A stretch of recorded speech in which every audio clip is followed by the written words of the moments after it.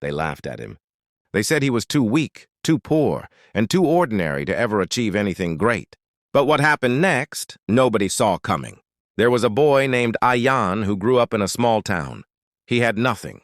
No money, no connections, not even proper shoes to wear.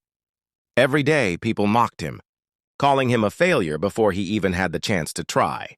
But instead of giving up, Ayan made a choice. He decided that every insult, every rejection, every single no he received would become fuel for his fire. While others slept, he worked.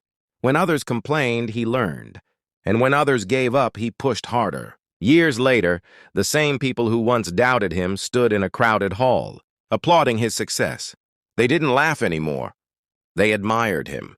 Ayan had transformed his pain into power, his struggles into strength, and his failures into stepping stones.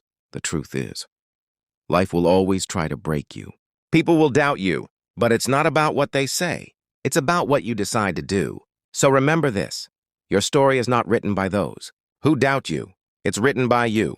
If you're ready to turn your pain into power, like this video, share it with someone who needs courage today. And never stop believing in your journey.